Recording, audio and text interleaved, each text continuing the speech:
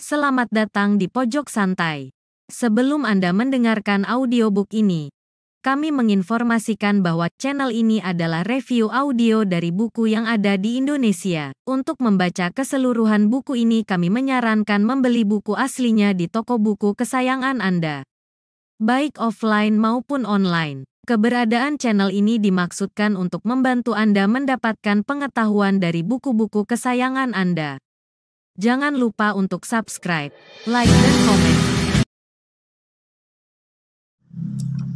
Selamat datang di Pojok Santai, channel khusus yang membahas komik dan novel dengan cara asik.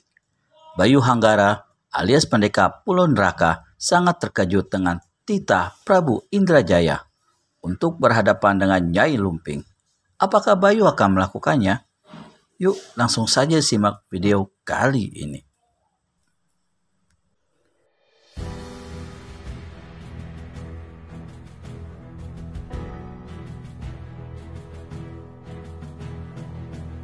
Pati Arda Reja maksudmu? Tebak Bayu. Iya, sejak muda Pati Arda Reja dan ayahku memang sudah bermusuhan. Rupanya kau sudah tahu segalanya, Dewi. Aku tahu, sebab ayah sering menceritakan padaku, dan dia selalu berpesan agar aku selalu berhati-hati dengan Pati Arda Reja dan kaki tangannya. Mereka semua licik dan tak segan-segan menggunakan segala macam cara untuk memperoleh kekuasaan dan kedudukan. Bayu mengangguk-anggukan kepalanya. Sekarang dia sudah bisa mengerti semuanya dengan jelas, meskipun di benaknya masih tersimpan berbagai macam pertanyaan yang sulit untuk dijawab. Namun pada garis besarnya, dia sudah bisa menarik kesimpulan. Sementara itu, di dalam kedai milik Ki Bauk, Pati Arda Reja dan Panglima Rupadi kembali mendesak laki-laki tua pemilik kedai dan rumah penginapan itu. Sementara para prajurit yang berjumlah tidak kurang dari 20 orang telah menghancurkan semua perabotan barang-barang yang ada di dalam kedai itu.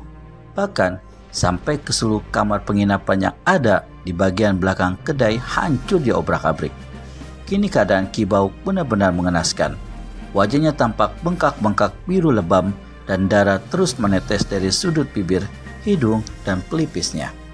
Sedangkan Ki Bauk hanya bisa menangis dan merintih memohon belas kasihan.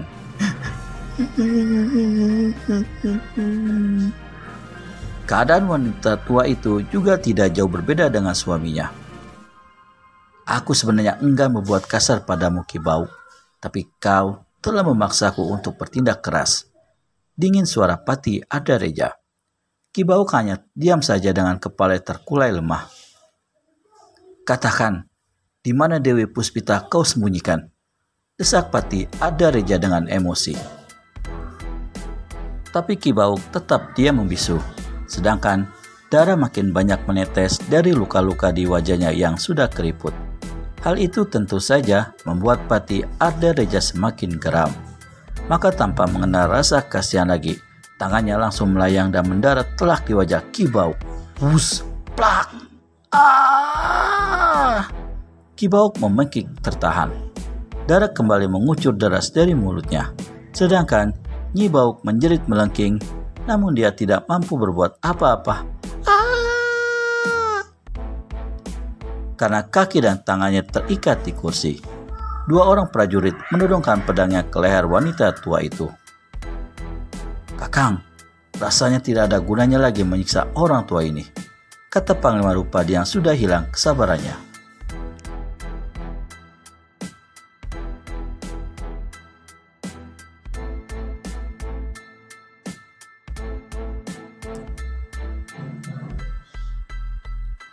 Memang sudah tidak ada gunanya, bahkan hidup pun mereka sudah tidak ada gunanya lagi, dengus Pati Arda Reja.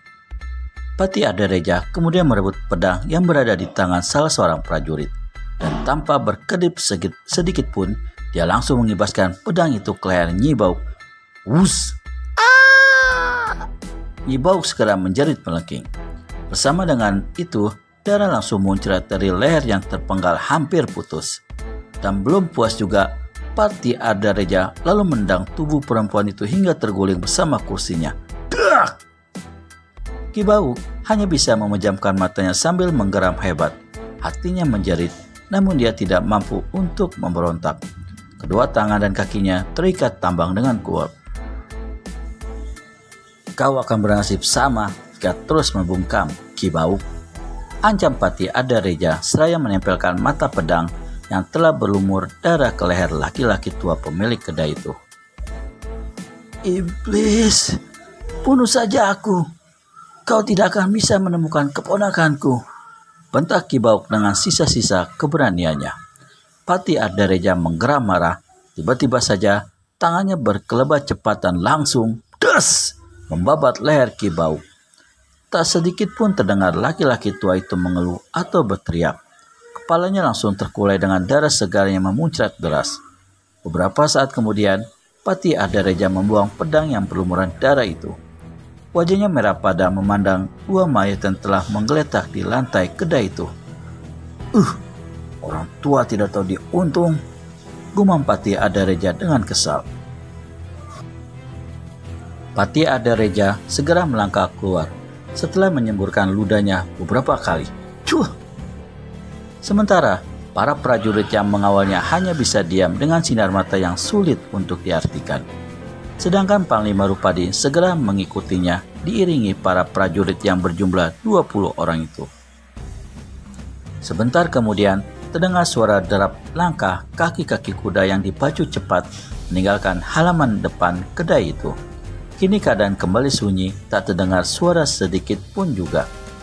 Kuda-kuda itu terus berlari semakin jauh meninggalkan kehancuran di dalam kedai. Sementara itu, dari arah yang berbeda, tampak Bayu dan Dewi Puspita berjalan sambil mengedap-edap mendekati kedai. Paman! Pekik Dewi Puspita begitu kakinya menginjak ambang pintu depan kedai. Bayu juga tertegun menyaksikan satu pemandangan yang memilukan hati itu. Dewi Puspita segera berlari menubruk tubuh paman dan bibinya bergantian. Gadis itu tidak bisa menahan diri lagi. Dia segera menangis dan meratapi nasib paman dan bibinya itu. Sementara Bayu hanya bisa diam dengan mulut terkatup rapat. Dewi, pelan suara Bayu. Dengan lembut, tangannya menyentuh pundak gadis itu.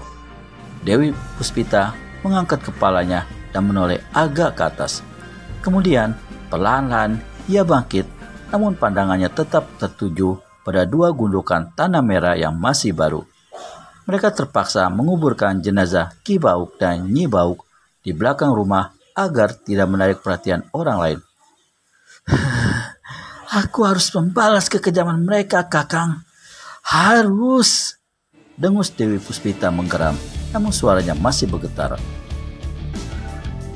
Kau tidak akan mampu menghadapi mereka dengan hati panas, Ratih, kata Bayu lembut. Mereka telah membunuh ayahku, dan sekarang mereka membunuh orang yang bisa kujadikan sandaran hidupku.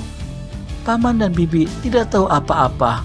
Bahkan mereka juga tidak tahu kalau aku menyelinap ke sini, Kakang, kata Dewi Puspita dengan air mata mengalir deras. Dalam suasana seperti itu, Bayu tidak mau berdebat, meskipun Dewi Puspita kadang-kadang juga berdusta. Kini pemuda itu melingkarkan tangannya ke pundak gadis itu dan membawanya masuk ke dalam rumah. Sejenak, Bayu menutup dan mengunci semua pintu dan jendela. Sementara, Dewi Puspita segera duduk dengan wajah lesu di atas tipan kayu yang beralaskan tilam bersulap. Kemudian, Bayu menghampiri dan duduk bersandar di samping gadis itu. Dewi, kenapa kau selalu bersembunyi dan membohongiku? Padahal, kau bisa berterus terang dan mengatakan apa adanya. Kalau sejak semula kau berterus terang padaku, mungkin peristiwa ini tidak perlu terjadi, kata Bayu menyesali sikap Dewi Puspita selama ini. Maaf Kakang, aku terpaksa. Dalam situasi seperti ini, aku tidak boleh begitu saja percaya pada siapapun, saut Dewi Puspita membela diri. Aku tidak mengerti Dewi, desah Bayu. Sudah banyak korban berjatuhan, bukan saja dari pihak kerajaan, tapi juga dari orang-orang yang belum kita ketahui dengan pasti apa maksud dan tujuan sebenarnya. Kakang, kita harus segera menemui Gusti Prabu. Gerangan apa yang melandasi Dewi Puspita mengajak Bayu Hanggara alias pendekar Pulau Neraka menemui Prabu Indrajaya? Temukan jawabannya di video selanjutnya hanya di channel Pojok Santai. Segera subscribe dan tekan tombol lonceng untuk mendapat notifikasi video terbaru dari kami. Terima kasih dan sampai bertemu kembali.